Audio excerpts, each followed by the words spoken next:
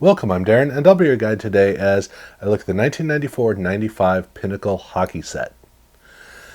94 was kind of a chaotic year for Score Pinnacle because Score had always been a card that the designs were different in every single sport. When Pinnacle was launched in 1991, Pinnacle the company decided to use the same design for each different the three sports. And then in 1993, they decided to do the same with Score. So now Score in 1993, same design across all sports.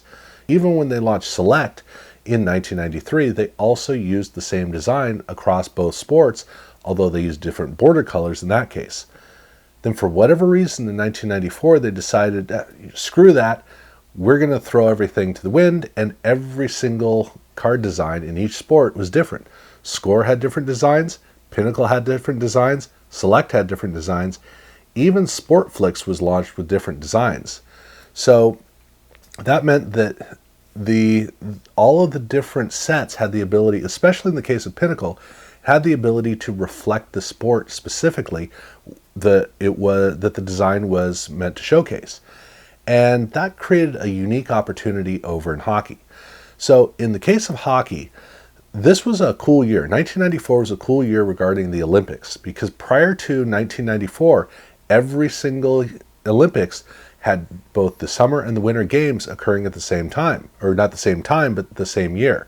So over in February, the Winter Olympics would happen, and then when you got around to August, then we had the opening ceremonies for the Olympics. It was weird, but that's the way that it always operated. But then in 1992, when the Olympics went and decided to allow professional athletes to compete, they also changed so that moving forward, the Winter Olympics would be 2 years off from the Summer Olympics. So they'd still be 4 years between games, but they would be 2 years between Olympics events. And that meant that 1994 was the first year where hockey players were going to be featured in the Olympics in an off year. And the card industry had caught up, so now it was ready for it. In the case of Pinnacle, the design here, this full bleed design, actually has a reference to that. Normally you would look at the design and say, okay, well, it looks like a pagoda or maybe a puck sliding across the ice and there are little curls of ice heading down between the Pinnacle logo and the puck. Although if you really look, you'll notice that that's not actually a puck. And that's the thing. You don't really see what the design is on the main cards. But when you look at the parallel, because 1994 was the first year that Pinnacle used parallels, or Score used parallels for their cards, in the case of Pinnacle, they used a Dufex card, which in baseball was called Museum Collection, football is called Trophy Collection. Well, in hockey, it was Rink Collection. And this is a card where the entire card surface is Dufex, except for the player. But here, now you can actually see that the design on the card is a medal hanging from the Pinnacle logo, and then those little swirls on the side are actually the chain links from which the medal is hanging. And actually, it looks really cool on this card. I wish that they had done this more distinctly on the regular cards, but on the flip side, it's very difficult to read the player's name here on this card. But that was the design theme they were going with. And these Dufex cards, the Rink Collection cards, cover the entire set, so all the cards are in parallel. However, that's not the only parallel that they did here for the hockey set in 1994. Now, in football, they didn't bother to do artist-proof cards, but in baseball they did, and then when they got to hockey, they again used artist-proof cards. In this case, it's the same as the base card, except they have a gold holofoil for all of the foil, and then they also have a little box that says artist proof that's floating on the card, just in case you didn't pick it up. Again, for the entire card set, and these cards were a lot harder to come by than the Rink Collection cards. Now, when I say the whole set, that's because they did have a Series 1 and a Series 2, and they did have a few subsets, or they kind of had subsets. The first was their rookie cards, which were done in such a different design that you kind of look at them as a subset. They have a box down, or they have a whole banner down one side where they have a single color picture of the player, and then they have a really cool gold feature down at the bottom, the design for the rookie logo, and then the banner that goes down with the player name. Interestingly, on this card, they have the player's first letter of the first name and the last name in print, except for the first letter of the last name, which is actually gold foil that is embedded into the banner, making it kind of hard to read. They were kind of playing around with some things and maybe not exactly the most successful at it. They did also, though, have a true subset, which was called Icebreakers. And Icebreakers this is a card where the whole design theme is very, they really work to make this card back look distinct.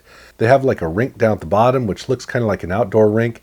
And then they have, I don't know, frozen Niagara Falls. Basically, the design is very distinct, very clear, and really pretty cool.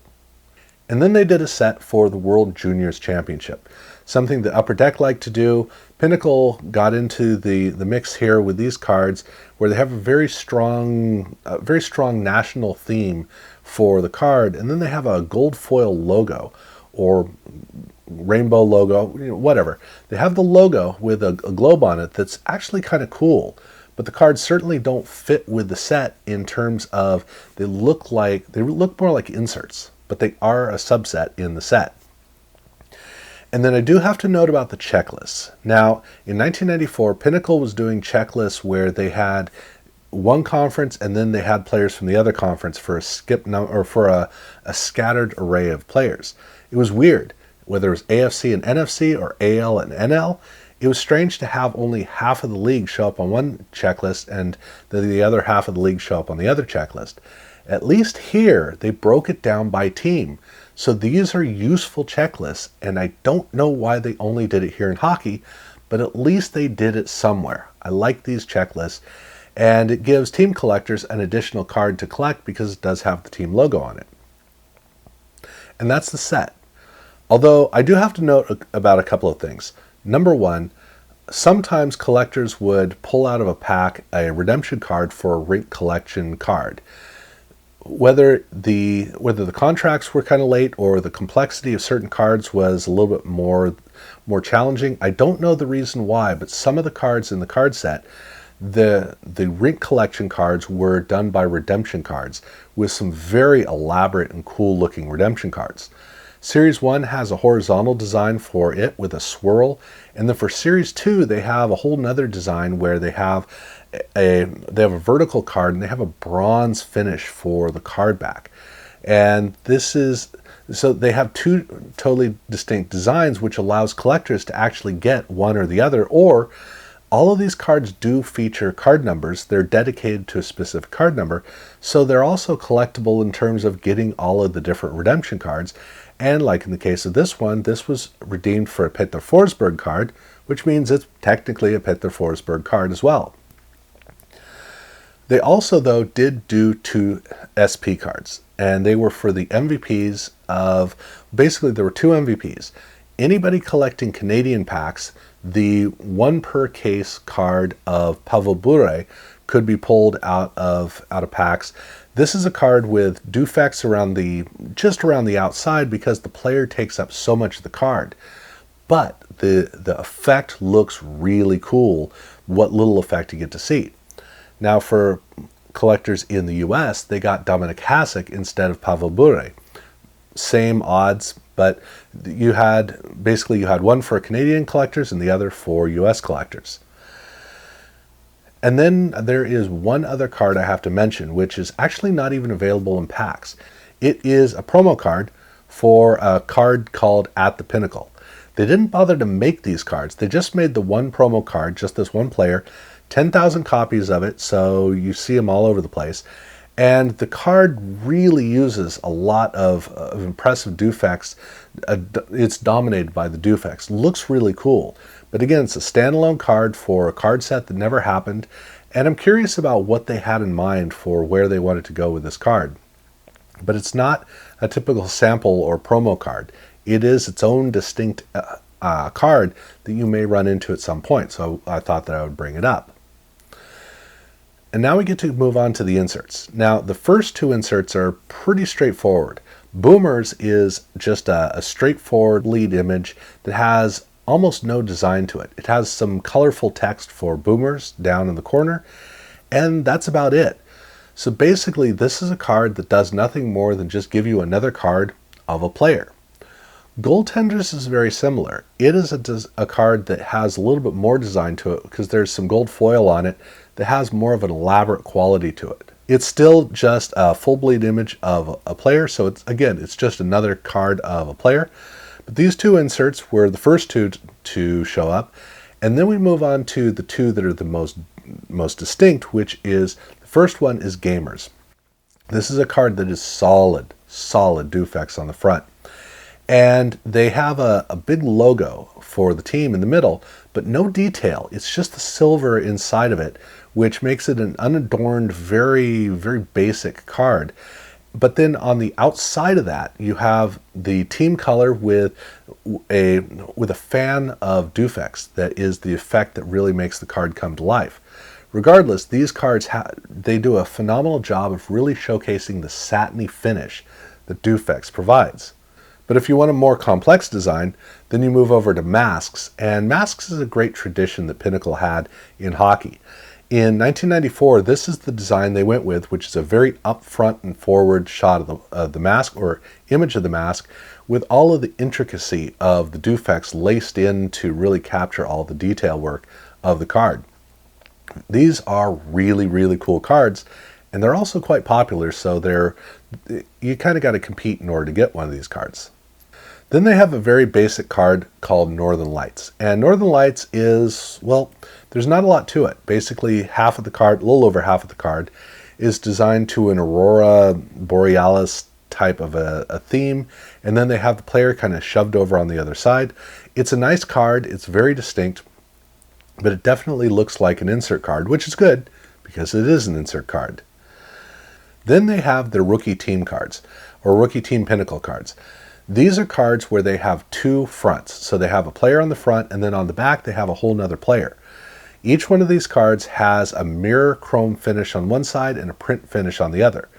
But actually, each card comes in two different designs. They either have the mirror chrome on the back, or they have it on the front. So you can get both of each one of the cards. Similarly, their Team Pinnacle cards follow a similar pattern. Each card comes with a mirror chrome finish on both sides in this case, but on one side they have a Dufex effect that is it's almost like pool, an icy pool kind of an effect. It's a very intricate design, but it doesn't have any of the allure that you have with most cards. It almost looks like there's something wrong with the card, like there's a blemish on it. But this is the way the cards are supposed to be designed. And like with the rookie team Pinnacle cards, these cards have it on one side, but they also have it available on the other side as well. So 2 copies of each card. And then the last insert set is World Edition. This follows the tradition of showcasing the nationality of different hockey players. So you have a big flag behind the player, and then a shot of the player in uniform on the front. And that was 1994. So there's a fair amount that they were doing here in 94, but the big thing was Dufex was now becoming a dominant feature of Pinnacle. In fact, Pinnacle is what people would recognize Dufex as being, whereas in 1993, Dufex was really more part of a select. So for Pinnacle, 1994 was the year where they became the Dufex brand. And they were exploring a lot. They were starting to have a lot of fun. They were getting away from the formality of the previous years and trying to figure out just what Pinnacle could be in the future. This was what they did for 1994. I'm not going to go into 1995 at this point. I'm going to do that in a separate video. So be sure to check that out. I've already done the previous 3 years of Pinnacle if you want to check those out. If you haven't subscribed yet, I do urge you to do so. And thank you very much for watching.